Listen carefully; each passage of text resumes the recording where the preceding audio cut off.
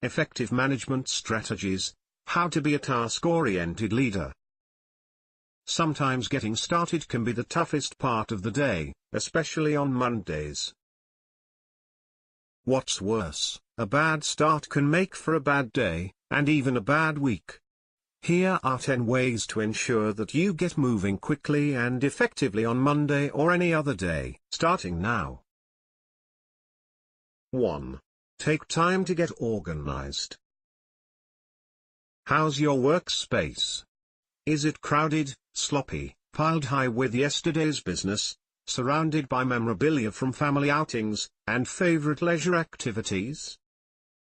Get rid of everything that is extraneous in your workplace, and have an assigned place for everything. It takes time to get organized, but once accomplished, it pays off in less wasted moments. 2. Begin the night before. Don't wait until Monday morning to decide what you're going to do for the day or week.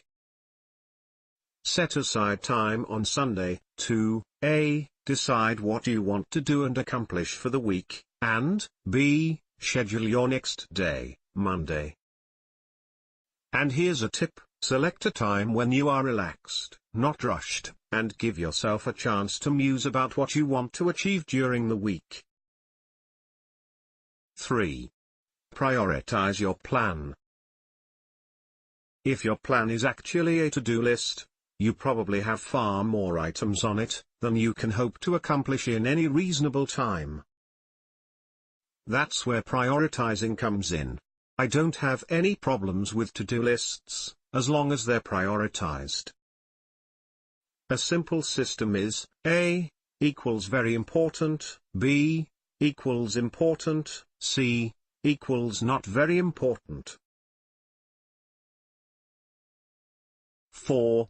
Honor your personal work styles. When you are most creative?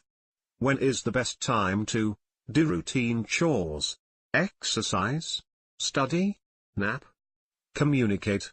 Each person has an ideal work style that operates as a function of being a certain body and personality type. Understand and honor that style, and you will be more effective. Ignore it, and you will work at less than optimum capacity. 5. Catnap.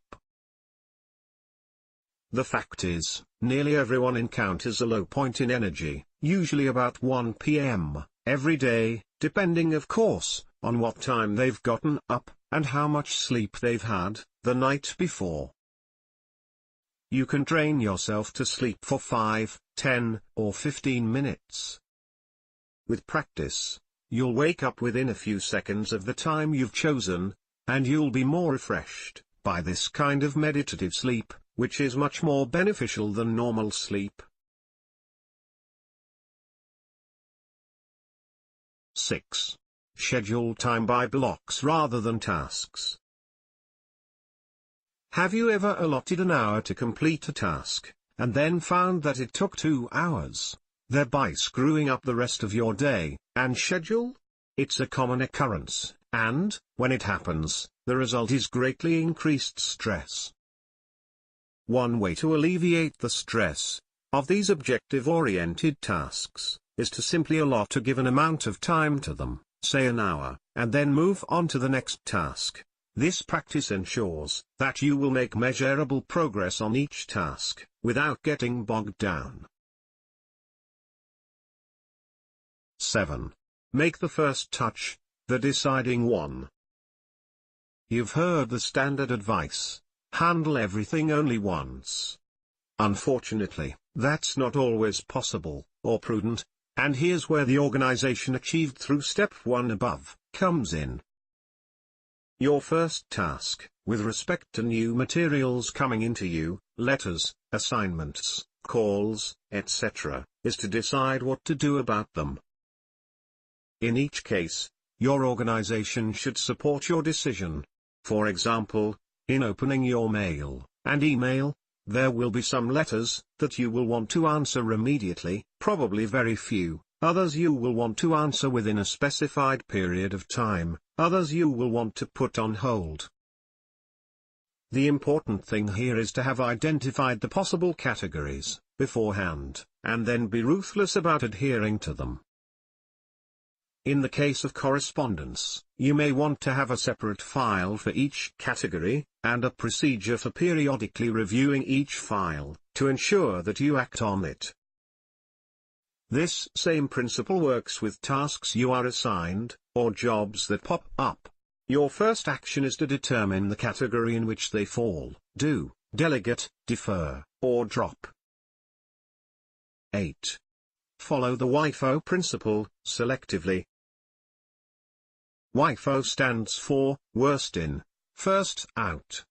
Have you ever kept postponing a project, because you just didn't want to do it? Chances are, if you look back at the experience, you'll find that you spend nearly as much time worrying and rescheduling it, as you did actually doing it. There's a way around this one. Simply, do it, either on a task, or time basis. 9. Schedule a cleanup day, or half day, at least weekly. No matter how good you are at scheduling, there will always be times when your desk is piled high, your files overstuffed, and your schedule crowded with extra added tasks. You may find it helpful to pick a time each week, maybe Saturday morning, as a cleanup period, a time when you dispose of all those little things that have built up during the week, and when you mentally review your priorities. 10. Become fully present-focused. One of the virtues of scheduling activities by time blocks, rather than by objective benchmarks, is that it allows you to become totally absorbed, for a set period of time, in what you're doing. Believe it or not, total absorption is relaxing. It's splitting your attention between what you're currently doing, and what you have to do next, that is exhausting. When you become totally focused on what you are doing at the moment, a free-flowing momentum and pace occur, and you get the job done, faster, easier, and time flies. The steps leading to total absorption in the task are: A. Organize and task, and set aside the time. B. Remove all that is extraneous from your workspace. C. Rehearse the task mentally.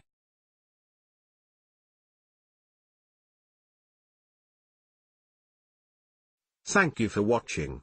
Please like this video. For more personal skills guides, visit us at bizmove.com.